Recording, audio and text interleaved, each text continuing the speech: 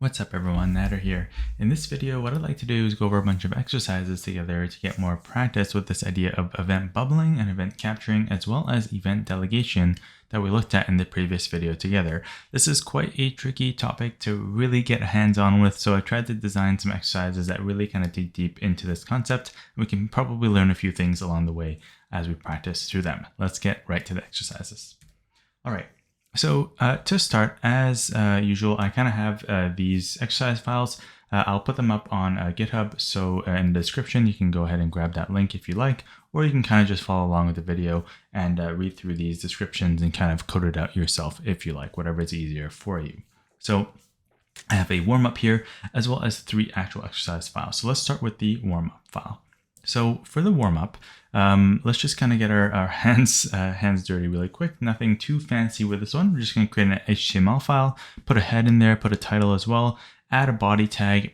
In the body, add a UL with 3 list items, each with some text in it. This will kind of simulate like a nav bar, for example, or a sidebar, something like that. We actually saw this in the previous video where we went through the concepts for this. And think about how you'd add either a single or multiple event listeners to actually log out the text of each of the LIs that was clicked. And then open this in your browser and actually pull up the console in the DevTools and make sure that you're actually getting the expected output. So this is pretty much a rehash of actually what we went through together. I would just like you to code it from scratch yourself. Really challenge yourself to do this without trying to copy and paste any code, because if you can do this, it'll give you kind of some good muscle memory to actually get through the next exercises, which are going to definitely ramp up in difficulty quite quickly. So I'll create a new file here and I'll just call this warmup.html. And I'll start by creating kind of an HTML tag here. I'll put in a head tag and I'll put in a title tag and I'll just call this warmup. Then I'll put in right after the head, I'll put in a body. I'll put in the UL and then I'll put in an LI and I'll put 3 of these. Inside the LI, I'll do the kind of same thing. I'll just do something like home and I'll do like about, and then I'll do, I don't know, team maybe.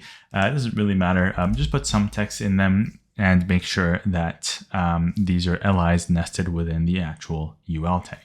Now, after this, what I want to do is add a script tag, and I'm going to kind of do all the code for this directly inside the HTML, just so that we can actually see everything side by side.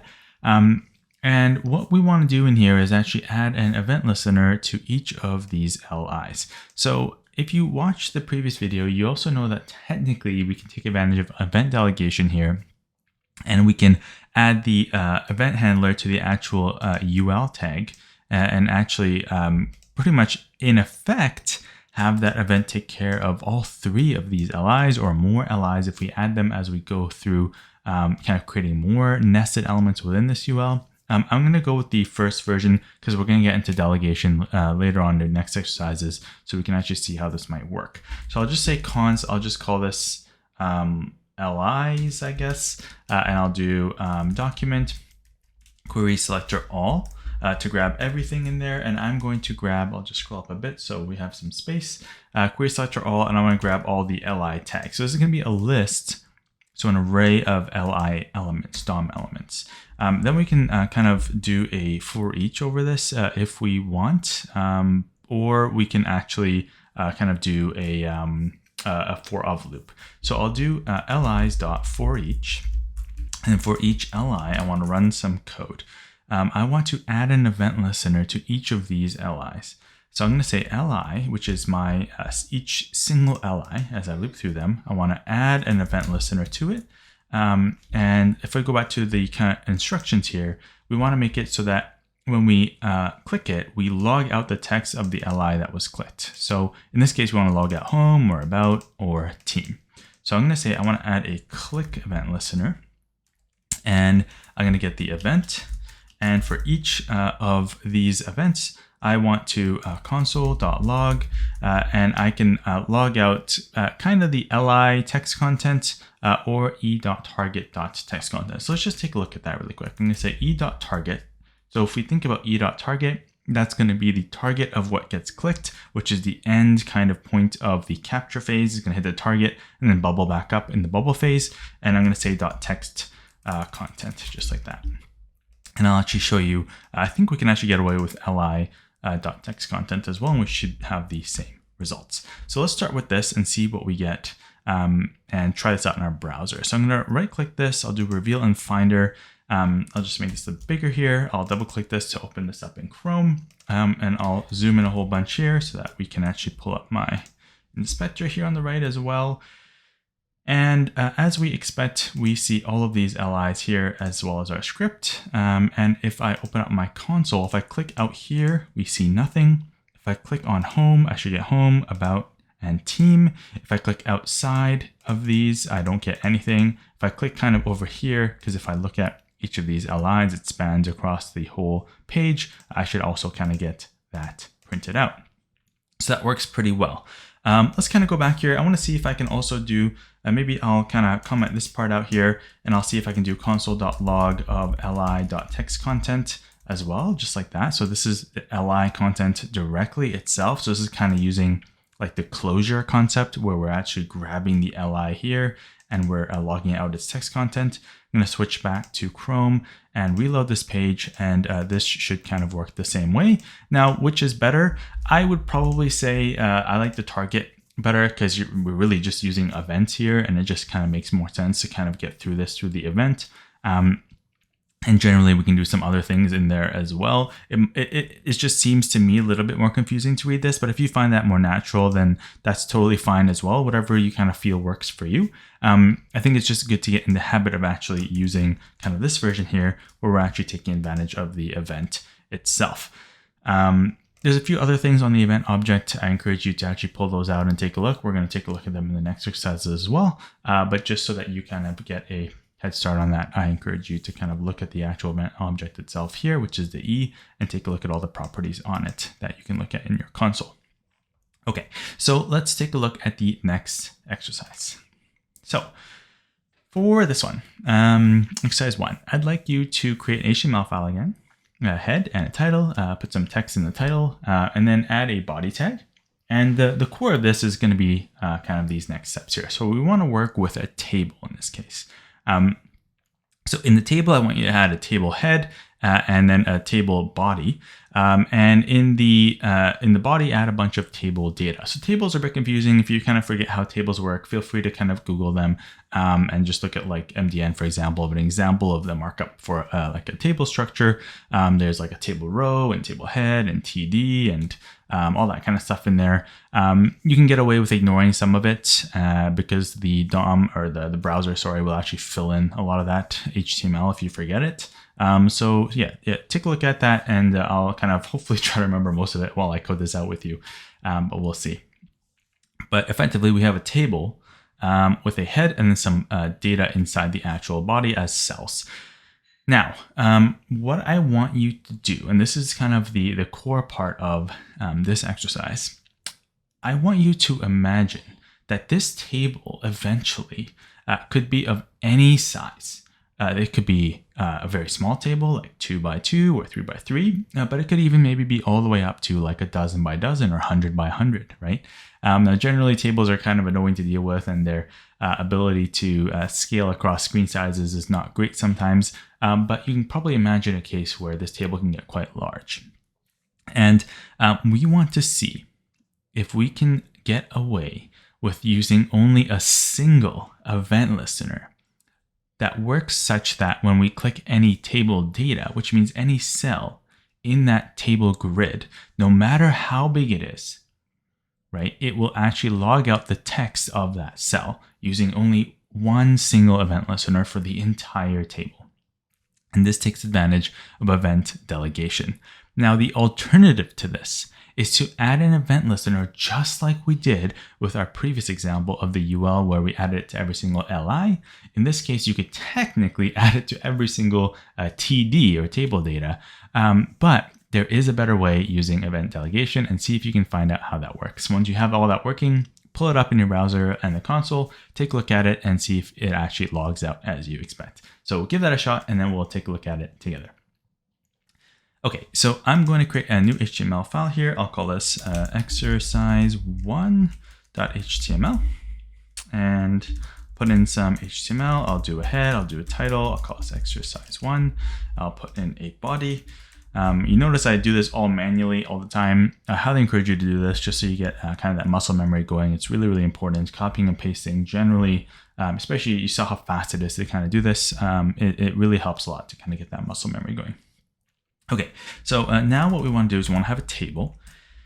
And generally tables have like a table head and a table body, I think they call it. So we have like a T head here, and right below it, I'm going to have a T body, just like that. Now, in here, I believe, and I have to always remember how this works. To be honest, I always have to Google this. I rarely actually remember this. I think what we need is like a table row.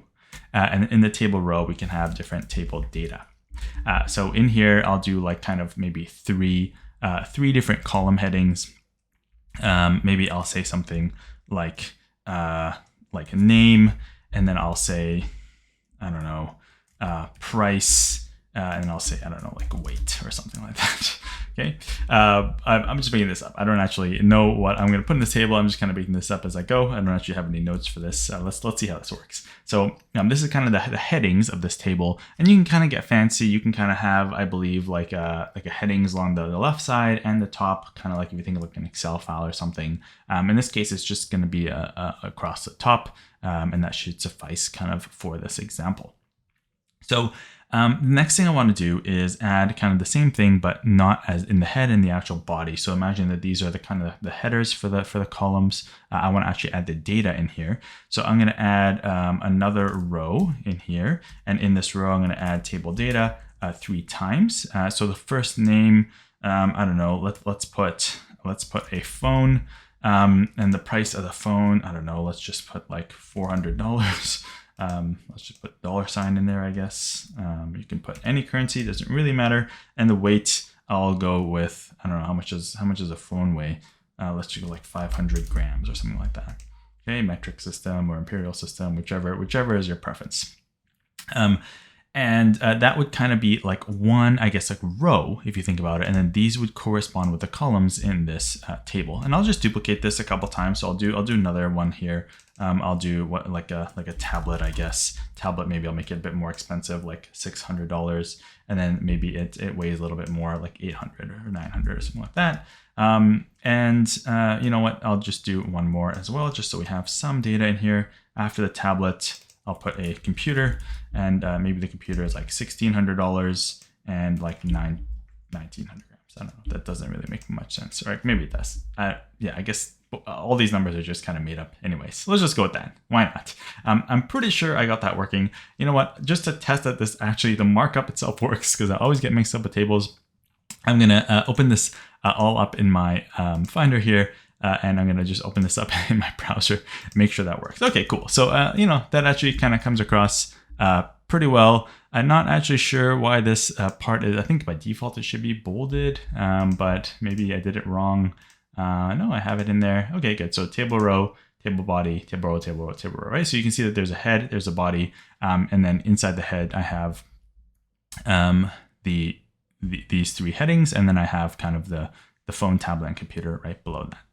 Okay, so that works kind of nicely. So with that working, now what I want to do is make it so that when I click on this, right? Like for example, imagine I click on like phone, or I click on $600, or I click on 1,900 grams, right? I want it to be able to log that out to the console. Maybe in the future, I want to actually do some calculations with it, or update the UI somehow, or add like a little thing that pops up. We need a way to make it so when we click on these things, we know which one we clicked and we know something about it, so we can do something with it. So how do we do that? So one thing we could do is, well, we could probably add event listeners all over the place, right? So I can add it to each table data, right? I can add it to each of these, and then maybe I could use that information. Maybe I could add it to each table row, right? Then I can kind of have the whole row's information. Maybe I could add it to the whole body and get it somehow that way using event delegation, right? But then I wouldn't get anything from the head. Do I need the information from the head? I don't actually know. What happens if I add it to the whole table, right? Then can I get the head? Can I get the body separately? Like what kind of information can I get? So this is where things get kind of interesting. So the naive way to do this would be to add an event listener to every single table data element, or each cell, right? That way, for example, if I added it right here on phone, I could add an event listener here, or to each TD inside this table. That way, when I actually click on this, I can grab that node and, for example, log out phone, right? Because that's the one that was clicked.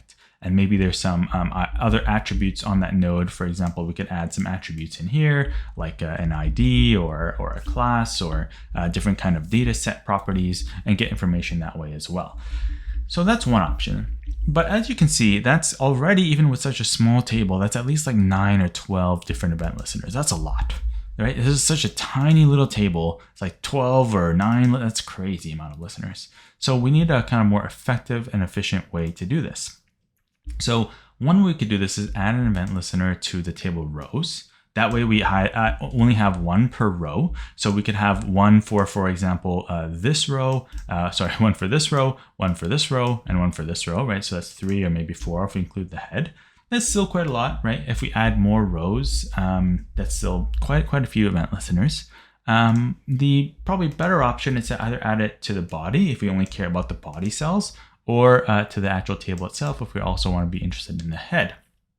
So that's what I'm going to do. Let's try this out. I'm going to add it to the body, because let's pretend we don't actually care about the head for now, because we only care about the actual cells themselves within the body for the purposes of this example. So I'm going to add a script here. And if you added it for the whole table, that's fine too. The purpose of this exercise is actually to see how far up we can pull this event listener. I'm going to say const tbody is equal to document.querySelector. Query selector. I'm going to say tbody.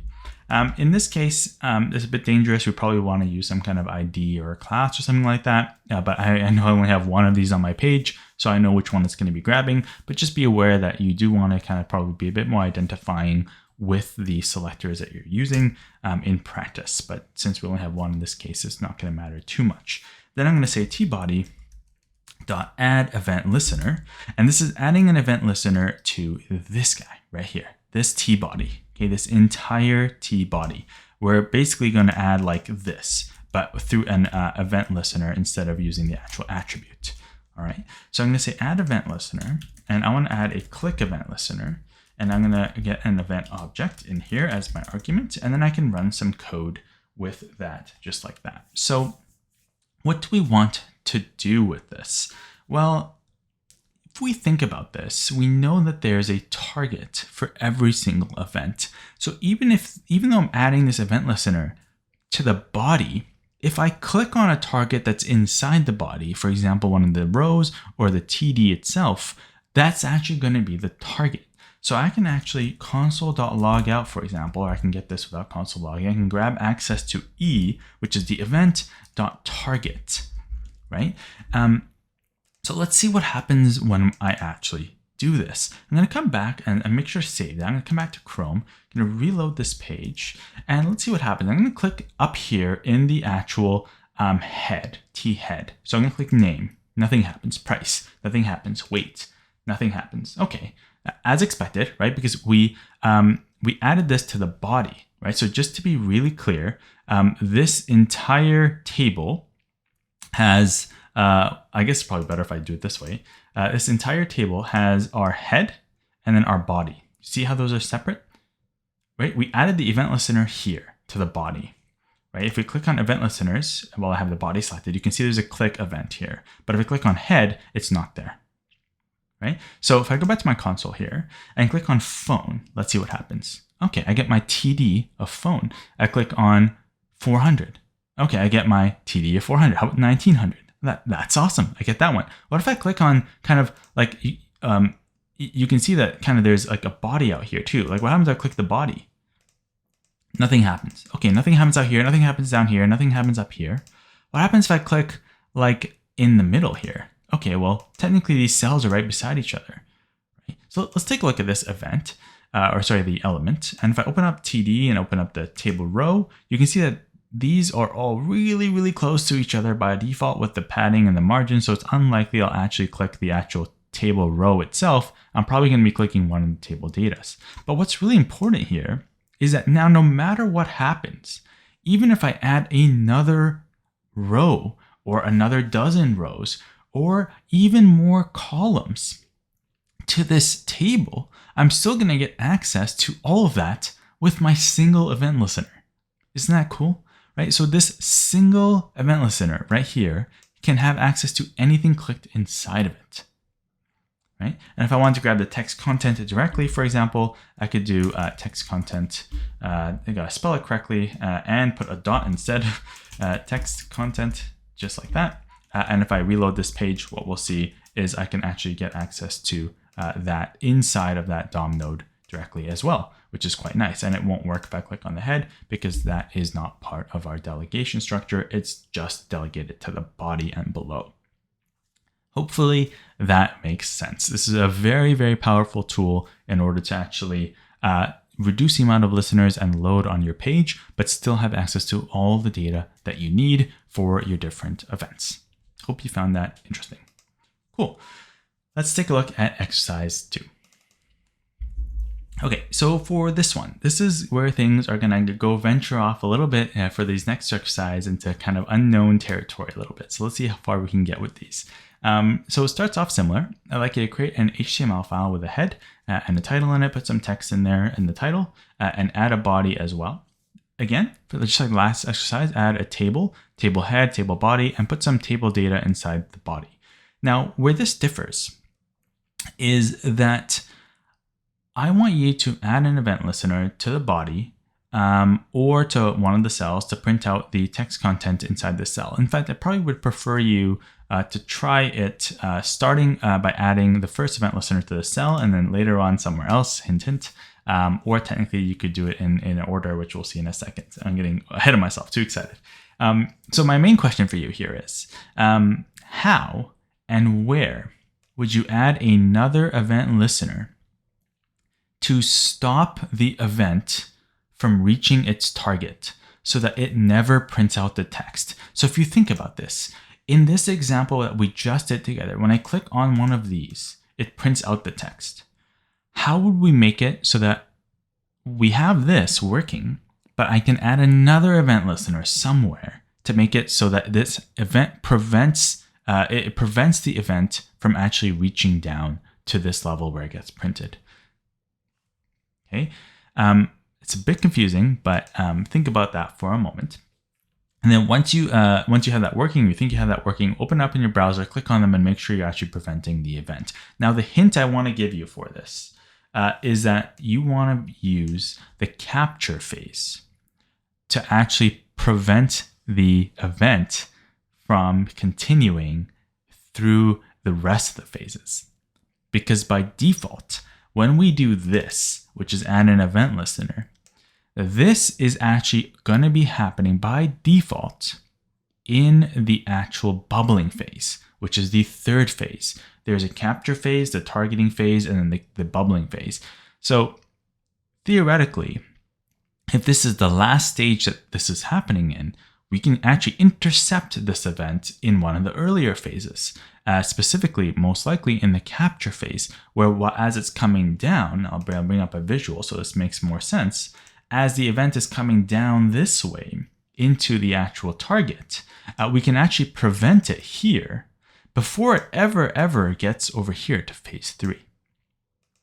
Okay, so that's the goal of this exercise. Do your best for that.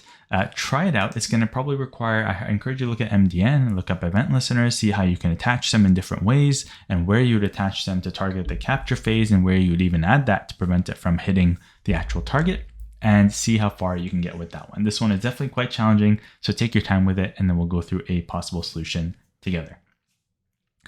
All right, so to start, what I'm going to do is I'm actually just going to copy my exercise 1 here and I'm going to create an exercise 2, so a bit of a head start. And I'm going to have everything be the same, right? So I'm going to add an event listener here to my body. I said you can add it to a cell, whichever one you want, whichever is easier for you. It doesn't really matter in this case too much. I'll add it to the entire body so we can see that we have a click event just like before, no changes from our first exercise. So if I was to open this up in Finder here, and I open up exercise 2, what we'll see is, I should probably rename the title here, exercise 2, but what we'll see is when I actually click on any of these, it still works. Okay, so our goal is to prevent this from happening, and we can intercept this in the capture phase. Let me just change this really quick to exercise 2 there. There we go. Everything else is the same. Now, what I want to do is I'm going to go to MDN, and I'm going to actually pull up the documentation for add event listener. So I'm going to say MDN add event listener. And here we go. So here are some results, and I'm going to say the event target add event listener method. Okay, there we go. Let me zoom in a little bit here as well. Okay, so add event listener, method of the event target, a whole bunch of cool stuff over there. We can read that. Let's go down to the syntax over here. So we can add the event listener this way. So the type, this is where we usually add a case sensitive string representing the event type. So here we usually see, like, for example, click or input, or, you know, mouse over, or all that kind of stuff we would put over here. So we're used to doing that. So that makes sense. Then the listener itself, which is the object that receives a notification. And in this case, this is our actual function object, right? So this can be a function, or it can be an object with kind of this function in it, but we usually put the function in there. So we've kind of used this method before, which is this first one where we have the type and the listener. It looks like there's these two other ways as well. So let's take a look at what those could be. So we have options. Okay, so options is optional, which makes sense because we haven't been using it and hasn't been complaining at us. These only are the first two that are mandatory. An object that specifies the characteristics about the event listener. Okay, so we can put some stuff in here. Capture, that sounds useful. So what is that all about? Well, it's a Boolean value indicating the event of this type will be dispatched to the registered listener before being dispatched to any event target beneath it in the DOM tree. If not specified, defaults to false. Okay, so what this is saying is that we can actually add an object as our options, which is the third argument here, and capture can be set as true, which is set by false as default, because as I mentioned, by default, everything is occurring in the bubbling phase, not in the capturing phase. Okay, that's kind of cool. Use capture, looks like this is a shortcut for that, and it defaults to false as well. I'm going to go with this options just so that we can actually see how this might work with different once and passives in the future as well. So I'm going to do this. I'm going to think about this. If I want to prevent my event from actually coming here to this body on the bubbling phase, what happens if I add an event listener in the capturing phase? Let's see what happens. So I'm going to say, I'm going to do my table body. Maybe I can do this higher in the DOM as well. Maybe I can do this in the table as well, and that should probably work as well, or even the HTML itself. But I'm going to say add event listener, and I'm going to say I want to add a click event listener. And in here, I'm going to have my event object, and I'm going to do the same thing in here, except I'm going to console.log. I'm going to say console log, and I'll say, I don't know, like, let's just say captured, you know, and we'll prevent it that way.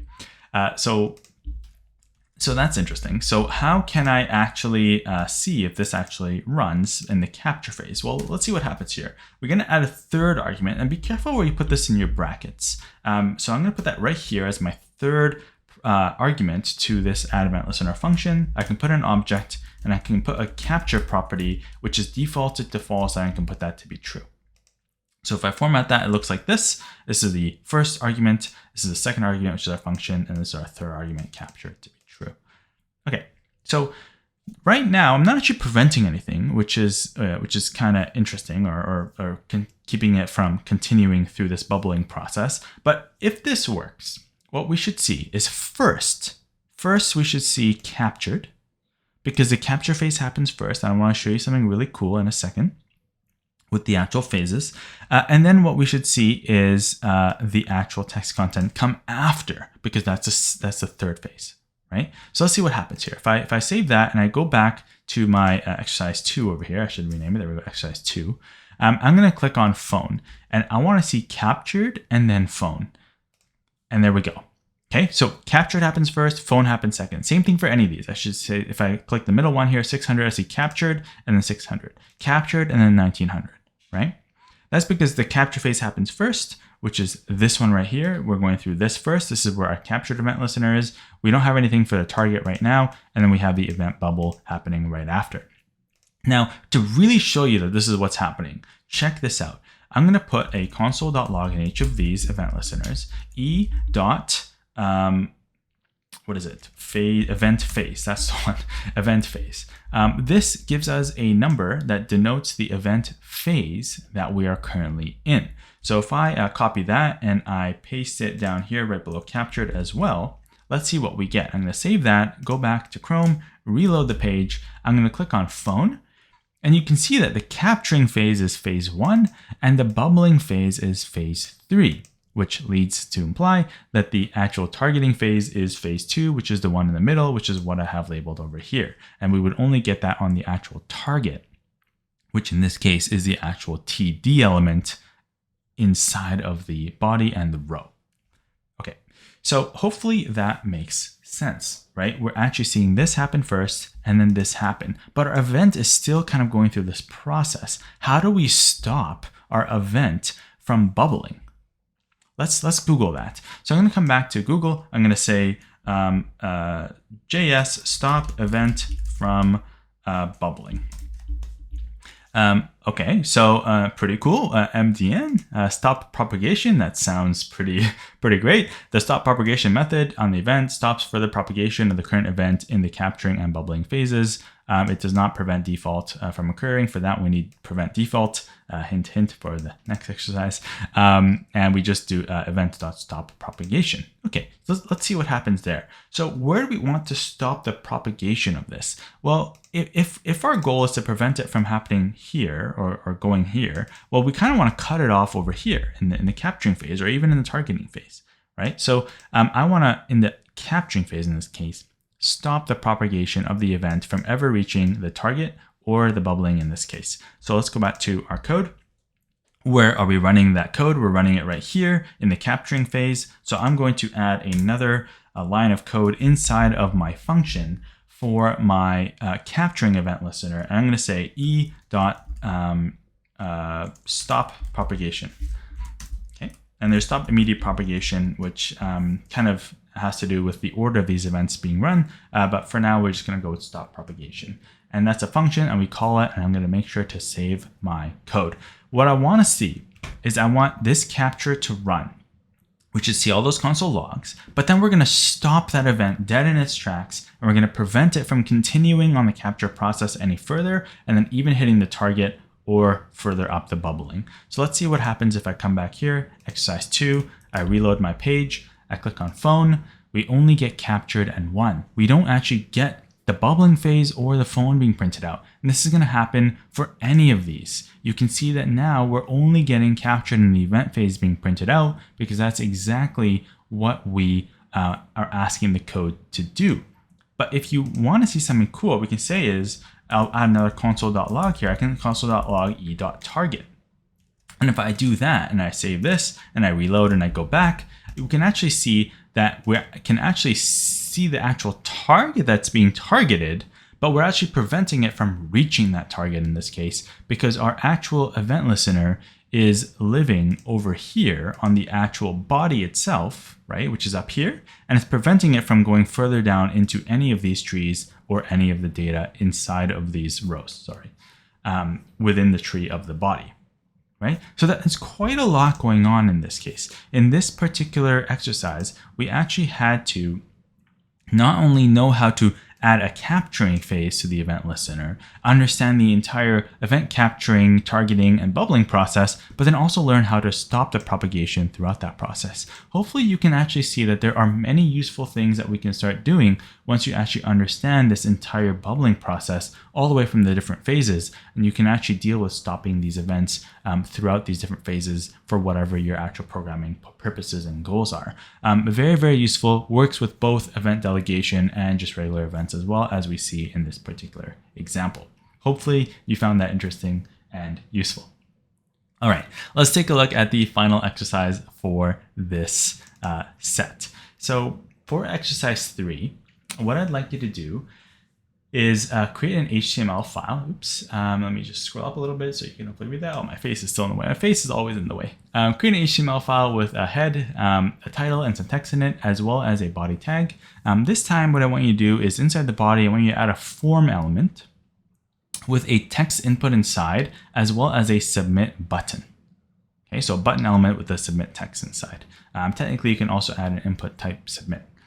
Now, the question is, how would you make it so that when you add text into this text input and then click the submit button to submit the form, you can print out the text that was inside of that input element that you typed into before you click the button without the page reloading and kind of wiping out all the console logs. By default, hint, hint, the behavior of a form is actually to reload the page when it's submitted. But we can actually prevent this from happening using various methods on the event API in the DOM.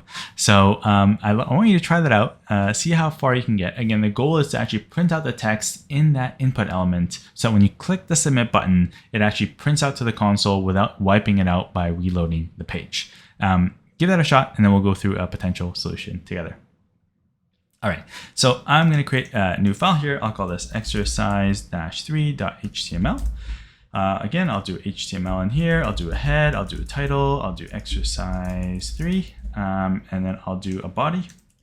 And then in here, as I mentioned, we'll do a form.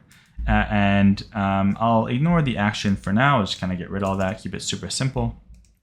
We'll deal more with forms when we look at things in the future with both web APIs and tools like React. But for now, we'll keep it super simple. I'll put an input type equals text in here. And I will also put a button in here, and I'll put submit. There we go. And I will say type equals submit here. I believe by default, I think if you press enter or something, it's a submit. I forget the rules exactly. I have to look it up, but type submit on this case on the button should actually get it submitted. So if I open this up in my Finder. I'll do reveal in Finder. And where is it? My exercise 3 HTML. Go, let me log in there. Make it super big and open my inspector here. What we'll see is my form over here. And I have my input, and then I have my button, which is submit. Now notice one thing, when I click on the submit button, it actually reloads the page and it actually zooms me back out, which is kind of annoying. So let me do it one more time, right? So this is actually, I'll put something in here. I'll put a console.log and I'll say a hi in here, for example. And if I click on submit, it's all gone because it reloads the page. It might've been very, very fast for you, but there's a quick reload kind of that spins up. And this is a default behavior of these inputs and sort of these forms in the DOM is to actually refresh the page. And in the dev tools, most of the time, if you reload a page, just when you click the refresh button, as you see me do many times before, it actually wipes out everything in the console unless you have it being preserved.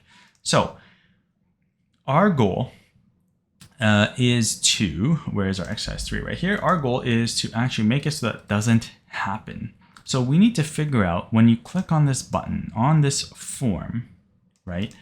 It doesn't refresh the page. So let's go back to Chrome. I'm going to go to Google. I'm going to say prevent form default behavior JavaScript.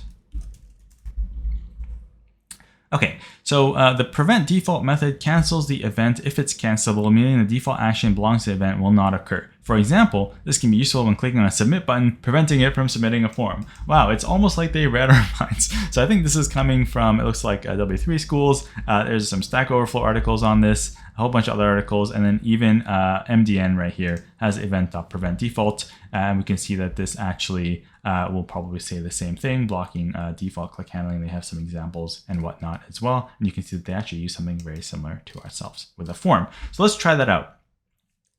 We want to add an event to this form so that when it gets submitted, it actually doesn't reload the page. So let's think about this. I'm gonna do a script, and I'm gonna say const form is equal to document.querySelector. I'm gonna grab the form, and I want to add an event listener to this form. I'm going to say form.add event listener, and I'm going to say submit is the event that we're listening to. Now this might be a bit tricky, but you've probably seen this before on submit, for example, right? So that's what we're doing for our event listener for the entire form. And when it gets submitted, we're going to get our event. Right here, we're going to get our event. Does it matter if it's in the capturing phase or bubbling phase in this case? Not really. So we're going to ignore that. We're just going to go with bubbling. That's totally fine. And I'm just going to do a console.log here. I'm going to say submitted. And let's see what happens there. So I'm going to come back to Chrome, go to my exercise 3, reload the page, put some text in here, and submit. You might have noticed very quickly flashing here, it showed submitted, but it disappeared. Right? So that's because when the page reloads again, the console refreshes. So we need a way to stop the actual refresh from happening. So according to Google and MDN, we say e.prevent default, and we call that because the default functionality of a form when it gets submitted with the submit event is to actually do a request and then with that form data and refresh the page as well. This is kind of from very old school HTML back in the day where we would submit kind of forms to the server, and we'll go through that in future videos, especially when we get to other technologies. So for now, let's just see what happens if we prevent that default action on that form for submission from happening by calling this prevent default. So I'm going to save that, go back to Chrome here, reload the page, put some text in here, and click submit. And there we go. Look at that. I can click it many times now and the page is no longer reloading. I can see this actually showing. Great. So the next step is to actually get the text inside of this box. So how do we do that? Well, I can grab it from form directly, or I can say console.log. I guess technically, let's think about this. What's actually going to be in the event? What if I event.target? Let's see what happens if I log that out. So if I'm going to refresh the page, I'm going to type some text in here. Event.target is the form. Okay, so I have the entire form itself. I have the input here and then the button. So technically I can get it by actually grabbing this input from that form. Another way I can do it is kind of what you would have probably expected, which is either to add an ID to this, use document get element by ID. I can grab it from this event target if I want by grabbing the first element child. I can do many different things. In fact, I'll show you that method just for fun, just so you can see how that works. So I can say const input is equal to e.target.first first element child, I think it is, right? And if I say console.log the input, and let me kind of save that and reload here and type some text in here, you can see that I actually get the input. That is a DOM API that allows us to give in any node, grab the actual nodes inside of it. I could have also grabbed this directly from the form handle that I had earlier. So I could have done like form.firstElementChild, for example. I could have actually just assigned an ID here. I could have done query selector again and actually just grab the input. There's many different options. I just wanted to show you something that you don't see as often. Now what I can do is, there are a few other things I can do as well with this form. This is just one option. I can do console.log of the input.text content, for example.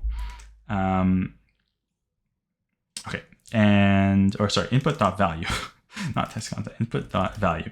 You know how you always do e.target.value if you're kind of grabbing an input? You might have seen that quite a lot. Input.value should give us the value, if it's an input element specifically, the value of that actual input. And if I reload this page and I say hello here and I submit, you can see that I actually get hello, and I can do hello there, and I'll get hello there submitted.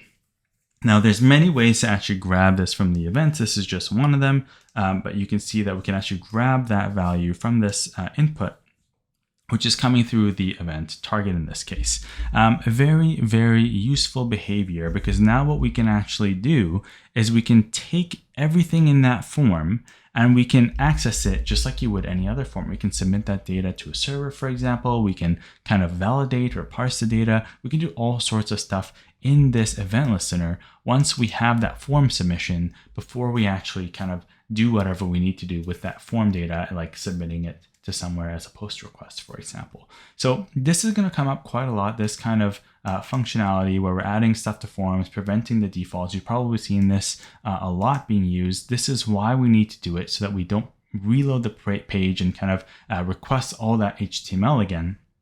And we can actually keep everything kind of controlled.